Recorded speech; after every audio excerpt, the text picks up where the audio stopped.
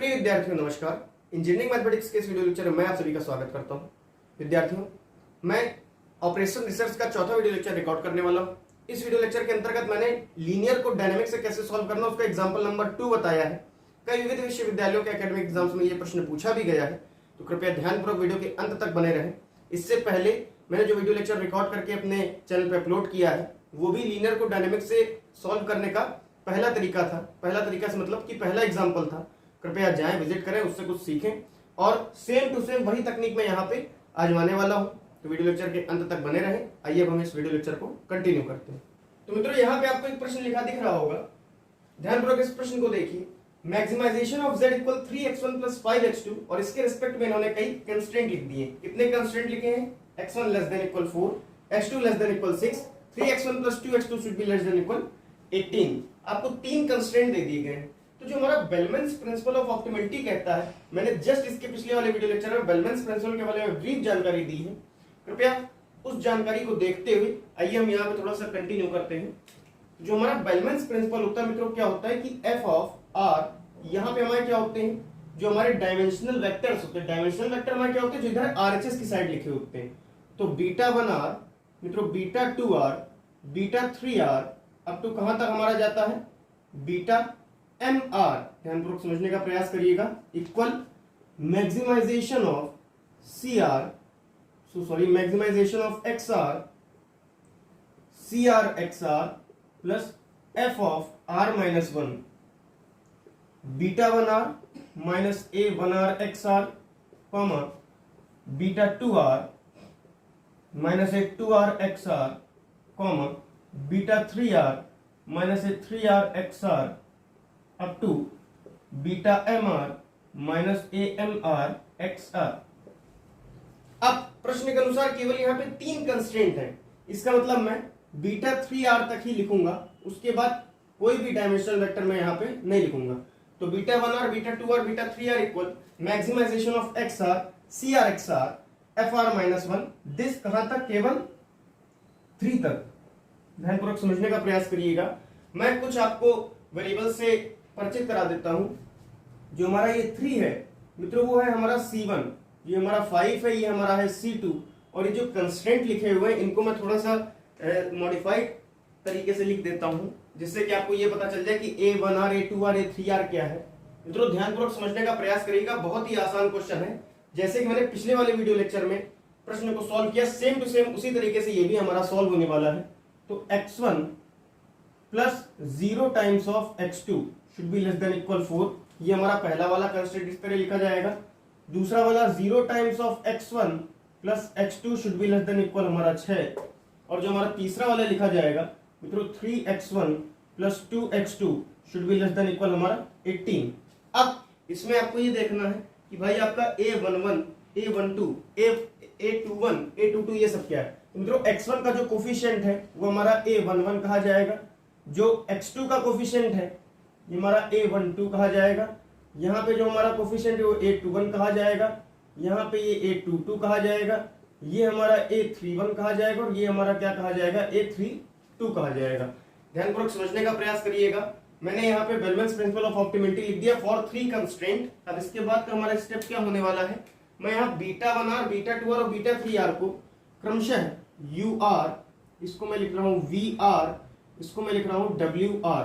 तो हमारा क्या आने वाला है, fr of ur, vr, wr equal क्या आने वाला है, मैक्सिमाइजेशन ऑफ xr, इसके बाद हमारे पास होगा cr xr plus f of r minus 1, मित्रों β1r minus a1r xr, comma β2r minus a2r। अच्छा, β1r, β2r की वैल्यू में क्या लिख रहा था, ur, vr और wr। तो ur यहाँ हो जाएगा vr, यहाँ हमारा हो जाएगा क्या, wr। अब इसके बाद का स्टेप हमारे पास क्या होने वाला है कि भाई मैं r की जगह 1 पुट करके देखूंगा इस इक्वेशन में। इस इक्वेशन को मैं नाम दे देता हूं इक्वेशन नंबर 1। इस इक्वेशन को मैं जब आगे r इक्वल 1 रख के सॉल्व करूंगा, देखिएगा क्या आने वाला है। बहुत ही ध्यानपूर्वक समझने का प्रयास करिएगा। हमारे पास ये आने वाला है मित्रों f1 yes u1 v1 w1 maximisation of x1। अब मैंने आपसे कहा था जब भी आप r की वैल्यू 1 रखेंगे तो कंस्ट्रेंट में आपको x2, x3, x4, x5 या xn तक किसी भी चीज से कोई मतलब नहीं होगा, केवल आपको x1 वाले कंस्ट्रेंट लेने हैं। केवल x1 वेरिएबल से आपको मतलब रखना है फॉर r इक्वल 1 के लिए। r इक्वल 2 के लिए x1 और x2 दोनों से हमको मतलब रखना। तो r इक्वल 1 जो हमारा है उसके लिए हमारे पास जो हो जाएगा x1 should be less than equal 4 and 3x1 should be less than equal, मतलब ये वाला और ये वाला ही कंसीडर किया जाएगा। लेकिन अब यहाँ राइट साइड में 4 और 18 है, लेकिन यहाँ पे हमारे कंस्ट्रेंट क्या है u1, v1 और w1। तो हम इसी के अनुसार कंस्ट्रेंट्स का चयन करेंगे। कैसे कर रहे हैं देखिएगा ध्यानपूर्वक। x1 should be less than equal to हमारा हो गया u1। फिर दूसरे वाले में चूंकि x1 हमारा 0 है तो 0 times of x1 should be less than equal हमारा हो गया v1। और तीसरे वाले में 3 times of x1 should be less than equal to हमारा हो गया क्या w1। और यहाँ पे जो मेरा आने वाला है मित्रों c1 और ये हो जाएगा हमारा x1। अब आगे का जो हमारा स्टेप है उसे ध्यानपूर्वक समझने का प्रयास करिएगा। c1 हमारे पास क्या था, मैंने बताया था यहाँ 3 है तो मैंने यहाँ पे 3 लिखा। Maximization of x1 this. अब यहां से देखिए कंस्ट्रेंट से x1 की value less than equal u1 आ रही है, 3x1 की value less than equal w1 आ रही है। इससे हमें कोई मतलब नहीं क्योंकि वैल्यू हमेशा 0 होने वाली इस तरफ। तो हमारे पास जो ये आने वाला है क्या आने वाला है, x1 should be less than equal हमारा हो गया u1 और x1 should be less than equal हमारा हो गया w1/3। अब इसके जस्ट पिछले वाले लेक्चर में मैंने आपको बताया था कि जहां पे भी आपको लेस देन इक्वल का साइन मिले इसका मतलब आप यहाँ मिनिमम समझेंगे, जहां ग्रेटर इक्वल का साइन मिले इसका मतलब आप यहाँ पे मैक्सिमम समझेंगे। दोनों तरफ यहाँ x1 में लेस देन इक्वल का साइन है, इसका मतलब जो इनमें मिनिमम वैल्यू होगी वही वैल्यू मैं उठा के यहाँ पे रख दूंगा। तो इसका मतलब अर्थ हमारा ये है कि 3 times minimum of u1, w1/3। ये जो मेरे पास u1 और w1/3 में जो भी मिनिमम होगा वही वैल्यू यहाँ पे मेरी रख दी जाएगी अकॉर्डिंग टू दैट कंस्ट्रेंट्स। तो हमारे पास जो f1, u1, v1, w1 की वैल्यू है मेरे पास क्या आ गई, 3 मिनिमम ऑफ u1, w1/3। मैं उसको यहाँ पे लिख देता हूं। हमारे पास जो भाई f1, u1, v1 और w1 की जो मेरे पास वैल्यू आ गई वो आ गई 3 times of minimum u1, w1/3। अब इसके बाद का स्टेप हमारे पास क्या होने वाला, जब मैं यहाँ पे r की वैल्यू 2 रखूंगा किसमें, इक्वेशन नंबर 2 में, तो मेरे क्या रिस्पेक्टिवली कंस्ट्रेंट्स बनने वाले हैं और क्या हमारे पास इक्वेशन आने वाली, कृपया ध्यानपूर्वक समझने का प्रयास करिएगा। जब मैं मित्रों यहाँ पे r की वैल्यू जब 2 रखूंगा तो देखिएगा ध्यानपूर्वक, यहाँ पे f2 हो जाएगा, ये वैल्यू u2, ये वैल्यू v2, ये वैल्यू हमारे पास हो जाएगी w2। अब इसके बाद की जो मेरे पास वैल्यू आने वाली है कृपया ध्यानपूर्वक समझने का प्रयास करिएगा कि भाई maximization of x2, maximization of x2, maximization of x2 by c2x2 plus f1 u2 minus a12x2 v2 minus a22x2 w2 minus a32x2। अब एक बात मैं आपको और बताना चाहूंगा कि भाई f सबसे पहले तो a12, a22, a32 की वैल्यू में देख लेता हूं। तो a12 की वैल्यू मेरे पास क्या है, 0। a12 की वैल्यू मेरे पास क्या है, 0। तो यहां पे हमारा हो गया u2।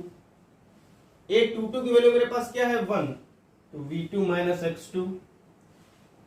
फिर a32 की वैल्यू मेरे पास क्या है, a32 की वैल्यू मेरे पास है 2, तो w2 minus 2 times of x2। ये मेरा क्या हो गया, f1।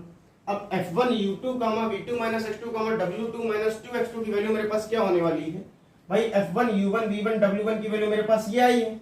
कैसे आई है भाई, देखिए यहाँ पे u1 है तो यहाँ पे भी u1 है, यहाँ w1 है तो यहाँ w1/3 है। तो मित्रों यहाँ पे हमारे पास क्या है, u2, तो f1 u2 v2 minus x2 w2 minus 2x2 की जो मेरे पास वैल्यू आने वाली है, हमारे पास क्या आने वाली है, minimum value of 3 times minimum value of u2, w2 minus 2x2 divide by s3। तो कितने आसान तरीके से मैंने f1 u2 v2 minus x2 w2 minus 2x2 की वैल्यू मैंने निकाल ली है, उसको मैं नेक्स्ट इक्वेशन में लिख देता हूं। कृपया ध्यानपूर्वक समझने का मित्रों प्रयास करिएगा। तो हमारे पास क्या आने वाला है भाई, यहाँ पे देखिए f2 मित्रों u2, v2, w2 जो मेरे पास आने वाला है, क्या आने वाला है, मैक्सिमाइजेशन ऑफ x2। ये c2 की वैल्यू मेरे पास क्या थी, 5x2 प्लस हमारे पास जो इसकी वैल्यू आई है f1 u2 v2 minus x2 w2 minus 2x2 की value 3 times minimum of what u2 minus u2 comma w2 minus 2x2 yes divide by 3। अब इसके बाद का मेरा स्टेप क्या होने वाला है मित्रों, हमको यहाँ पे ये देखना होगा। सबसे पहले तो मैं कंस्ट्रेंट के विषय में चर्चा करूंगा, फिर मैं ये देखूंगा कि u2 और इसमें कौन सी वैल्यू मेरी मिनिमम है, उसी को मैं यहाँ पे लिख के f2 u2 v2 w2 के वैल्यू निकाल लूंगा।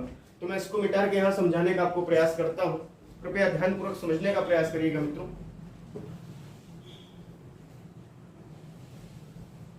जो इसके रेस्पेक्ट में f2 u2 v2 w2 के रेस्पेक्ट में जो मेरे पास कंस्ट्रेंट आने वाले हैं मित्रों, क्या आने वाले हैं, देखिए अब यहाँ पे तो हम x1 x2 दोनों के विषय में चर्चा करेंगे।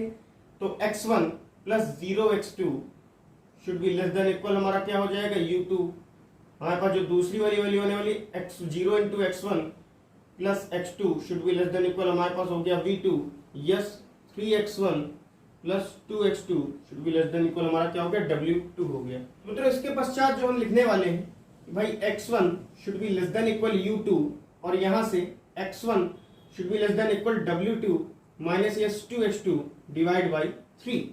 अब एक बात मैं आपको बताना चाहूंगा कि भाई जब मैं u1 v1 और w1 लिखता था तो चूंकि मैं यहाँ पे x2 वेरिएबल को छुपा लेता था, इसलिए मैं u1 v1 w1 को 4 6 और 18 लिखने के लिए बाध्य नहीं था।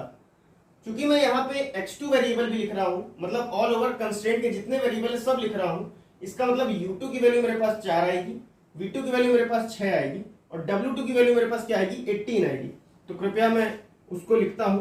तो यहां देखिएगा, तो w2 की वैल्यू जब मैं यहां पे 18 लिखता हूं तो 18 minus yes 2x2 divide by 3।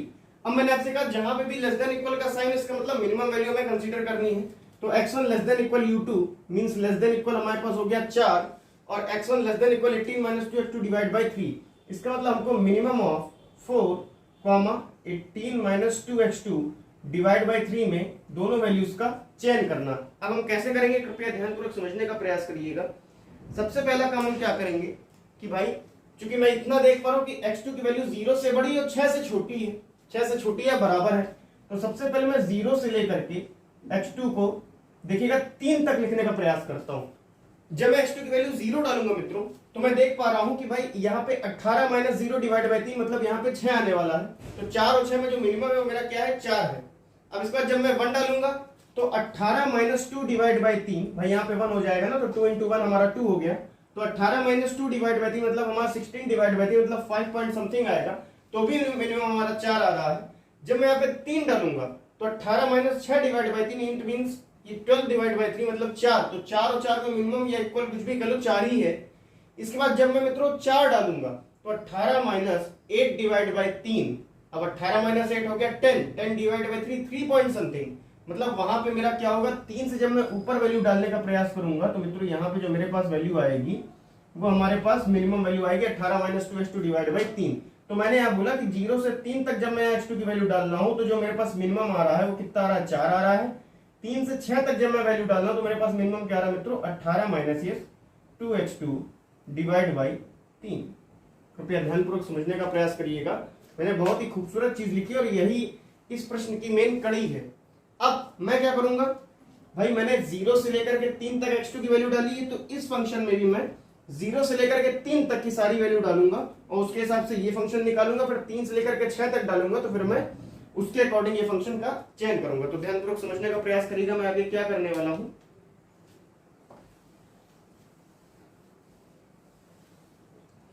भाई अब हमने क्या किया, हमने किया ये कि हमारे पास जो f2 yes u2, v2, w2 था, इसमें मैंने क्या किया भाई 0 से लेकर के 3 तक की वैल्यू देखी। तो 0 से लेकर के 3 तक की वैल्यू में जो minimum u2 w2 minus 2x2 divide by 3 है वो तो मेरे पास 4 है, और यहाँ पे मैं 0 से 3 तक कुछ भी वैल्यू डाल दूं। भाई यहाँ 0 से 3 तक की अगर मैं कोई भी वैल्यू डाल दूंगा मतलब 5x2 प्लस यहाँ पे देखिए यहाँ पे तो मेरे पास 12 ही होने वाला है, क्योंकि यहाँ पे मिनिमम वैल्यू में हमारा 4 ही आएगा, तो 4 3 हमारा हो गया 12। अब जब मैं 3 से लेकर के और 6 तक की वैल्यूज डालूंगा, कृपया ध्यानपूर्वक समझने का प्रयास करिएगा, तो यहाँ जो मिनिमम वैल्यू मेरे पास क्या आने वाली 18 माइनस 2x2 डिवाइड बाई 3, तो 5x2 plus 3 into 18 minus 2x2 yes divide by हमारे पास हो गया 3 से मेरे पास 3 चला गया, तो 5 में से 2 क्या मेरे पास क्या हो गया 3x2, तो इस तरह हमारा हो गया क्या 18। बिल्कुल सही है। कहां से कहां तक के लिए, 3 से लेकर के हमारे पास 6 तक के लिए। तो 0 से 3 तक के लिए जो मेरे पास फंक्शन आया 5x2 + 12, 3 से 6 तक के लिए जो मेरे पास फंक्शन आया 3x2 + 18। अब भाई अब बात आती है मैक्सिमम वैल्यू की, क्योंकि मेरे को मैक्सिमम x2 की वैल्यू निकालनी है। तो 0 से 3 तक में जो मेरे पास मैक्सिमम है वो है 3। तो यहाँ 3 डाल के अगर हम देखेंगे तो मित्रों मेरे पास क्या आ रहा है 5 × 3 + 12 मतलब 27। अब जब 3 से लेकर के 6 तक में मैक्सिमम 6 यहां डाल के देखेंगे तो 6 × 18 + 18 हमारे पास क्या आ रहा है 36। अब इन दोनों में जो मेरे पास मैक्सिमम आ रहा है वो क्या आ रहा है 36 आ रहा है। इसका मतलब भाई चूंकि हमको मैक्सिमम ऑफ x2 की वैल्यू निकालनी थी तो मैं यहां ये लिख सकता हूं कि x2 की वैल्यू जब मैं 6 डालूंगा तो जो मेरे पास f2 u2, v2, w2 है इसकी वैल्यू मेरे पास क्या आ रही है 36 आ गई। अब x2 की वैल्यू मेरे पास आ गई 36 वैल्यू पता चल गई, u2, v2, w2 हमें पता था, x1 की वैल्यू और पता करनी है और उसी के करस्पॉन्डिंग u1, v1, w1 की वैल्यू पता करके हमको इसका आंसर फाइंड आउट करना है और x1 और x2 को यहां रख के फाइनल आंसर को अप्रोच करना है। तो कृपया ध्यानपूर्वक आगे के स्टेप्स को समझने का प्रयास करिएगा। आगे जो हमारा स्टेप है कि हमको भैया क्या करना है, मैं वहां पे लिख देता हूं कि भाई जो हमारी x2 = 6 पे f2 u2 v2 की वैल्यू, x2 = हमारे पास 6 पे f2 u2 v2 और w2 की जो मेरे पास वैल्यू आ रही है मित्रों कितनी आ रही थी 36 आ रही थी। अब जो मैंने पहले वाले मतलब जब मैंने r की वैल्यू 1 डाला था तो उससे मेरे पास जो कंस्ट्रेंट आ रहा था मित्रों x1 should be less than equal u1 और thrice x1 should be less than equal हमारे पास w1 था, तो x1 की वैल्यू मेरे पास लेस देन इक्वल w1 / 3 था और इससे मेरे पास कुछ नहीं था 0 शुड बी ग्रेटर इक्वल हमारा क्या था v1 था। तो मेरे पास जो दूसरा r की वैल्यू 2 रखने पे जो मेरे पास कंस्ट्रेंट थे वो क्या क्या थे भाई x1 should be less than equal हमारे पास था u2 जो मेरे पास x2 should be less than equal हमारे पास था v2 और जो मेरे पास यहाँ पे x1 था 18 - 2x2 यस डिवाइड बाई हमारे पास क्या था 3 था। अब देखिए x1 should be less than equal हमारे पास यहाँ पे क्या आ रहा है 4 आ रहा है। यहाँ पे जब मैं x2 की वैल्यू 6 पुट करूंगा तो 18 - 12 डिवाइड बाई 3 मतलब यहाँ मेरे पास क्या आ रहा है 18 मार गया 6, यहाँ पे मेरे पास आ रहा है 2। x1 should be less than equal 2। तो मैंने कहा जहां पे भी लेस देन मिले वहां मिनिमम कंसीडर करना है, तो x1 equal minimum value of 4, 2। अब भाई इतनी तो ऑब्वियस सी बात है कि 4, 2 में जो मेरे पास मिनिमम वैल्यू होती है मेरे पास क्या होती है मित्रों 2 होती है। तो x1 की वैल्यू मेरे पास क्या आ गई 2 आ गई। तो जब x1 की वैल्यू मेरे पास 2 आ गई तो u1 की वैल्यू मेरे पास क्या आ जाएगी वो भी मेरे पास 2 आ जाएगी। भाई यहाँ पे मैं x1 की जगह 2 पुट कर दूंगा और w1 की मेरे पास वैल्यू क्या आ जाएगी मित्रों w1 की मेरे पास जो वैल्यू है वो मेरे पास 6 आ जाएगी। तो u1 की value 2, v1 should be greater equal to 0, w1 की वैल्यू 6 और x1 की वैल्यू 2। x1 की वैल्यू 2 आ गई, x2 की वैल्यू 6 आ गई। क्या मैं मैक्सिमम ऑफ z निकाल सकता हूं? अरे बिल्कुल निकाल सकता हूं। क्या मेरे पास फाइनल आंसर आने वाला है? मेरे पास जो फाइनल आंसर आने वाला है वो मैक्सिमाइजेशन ऑफ z इक्वल, कृपया ध्यानपूर्वक समझने का प्रयास करिएगा, 3 इंटू x1 की जगह में क्या डाल रहा हूं 2 प्लस 5, x2 की जगह में क्या डाल रहा हूं मित्रों 6। तो 6 पंचे 30 और 3 दूनी 6 मतलब 36 इज द राइट आंसर जो कि हमको रिक्वायरमेंट थी। तो मित्रों इसी प्रकार आपने देखा कैसे मैंने ये लीनियर प्रोग्रामिंग को डायनामिक प्रोग्रामिंग से सॉल्व करना कितने आसान तरीके से सिखाया। कुछ भी नहीं करना होता है, स्टेप बाय स्टेप चलना है। बेलमैन्स प्रिंसिपल ऑफ ऑप्टिमलिटी लिखना है, r की वैल्यू 1 डालनी है, उसके हिसाब से कंस्ट्रेंट लिखना है, r की वैल्यू 2 डालनी, उसके हिसाब से x1 x2 दोनों लेके कंस्ट्रेंट लिखना है, x1 की वैल्यूज हमको u1 v1 w1 के टर्म्स में निकालनी है, x2 की वैल्यू मेरे को u1 v1 w1 और x2 के टर्म्स में मैंने यहाँ पे निकाली, उसके हिसाब से यहाँ ऑब्जर्वेशन किया, ऑब्जर्वेशन के बाद मैंने x2 की वैल्यू निकाल ली, x2 की वैल्यू निकालने के बाद मैंने पहले कंस्ट्रेंट और दूसरे कंस्ट्रेंट को रिलेट करने से यहाँ पे देखिए x1 की वैल्यू भी निकाली और मैक्सिमम ऑफ z को अप्रोच किया। तो मित्रों इसी प्रकार के कई क्वेश्चंस मैं आने वाली वीडियो लेक्चर्स में लाने वाला हूँ। अब मैं लीनियर प्रोग्रामिंग को डायनेमिक प्रोग्रामिंग से सॉल्व करना है या इससे संबंधित कोई भी क्वेश्चन मैं नहीं करवाऊंगा क्योंकि मैंने यहाँ पे पर्याप्त क्वेश्चन करवा दिए हैं। अब मैं इन्वेंट्री मॉडल चालू करने वाला हूँ। मित्रों इन्वेंट्री मॉडल जितने भी प्रकार के होंगे मैं सारे इन्वेंट्री मॉडल मैं यहाँ बताऊंगा, उससे रिलेटेड क्वेश्चन भी कराऊंगा। कृपया ध्यानपूर्वक मेरे आने वाले वीडियो लेक्चर्स को देखें। मेरे पिछले वीडियो लेक्चर को भी मेरे चैनल पर जाकर विजिट करें, कृपया देखें समझें। आपके एकेडमिक एग्जाम के लिए मैं शुभकामनाएं देता हूं। जय श्री राम।